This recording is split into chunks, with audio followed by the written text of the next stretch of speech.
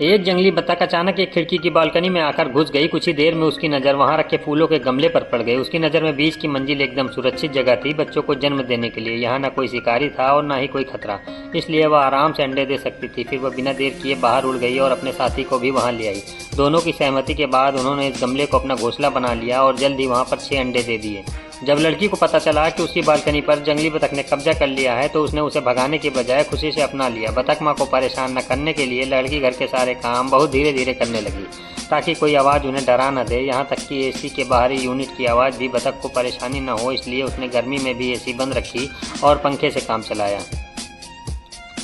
कुछ समय बाद लड़की और बतख माँ की देखभाल में पहला नन्हा बच्चा अंडे से बाहर आया और इस दुनिया में कदम रखा। अगले कुछ दिनों में बाकी 5 बच्चे भी बाहर आ गए। उनके छोटे छोटे मुलायम शरीर गमले में एक साथ सिमटे हुए बहुत प्यारे लग रहे थे, लेकिन जल्द ही उनके सामने जिंदगी की बहुत बड़ी परीक्षा आने वाली थी। बतख माँ ने शिकारियों से बचने के लिए अपना घोंसला 20वीं मंजिल पर बनाया था। आमतौर पर जंगली बतख अपने घोंसले पेड़ों पर ही बनाते हैं और उनके बच्चे ऊंचाई से कूदकर भी बच जाते हैं क्योंकि उनका शरीर बहुत हल्का और मुलायम होता है। लेकिन इस ऊंची इमारत से नीचे कंक्रीट पर गिरना उनके लिए बहुत जानलेवा हो सकता था।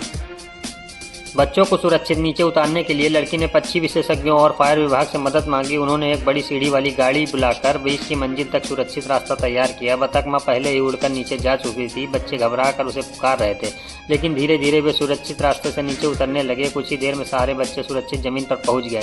नीचे बतख माँ पहले से ही उनका इंतजार कर रही थी। बच्चों ने माँ की आवाज़ सुनी और दौड़कर उसके पास पहुंच गए।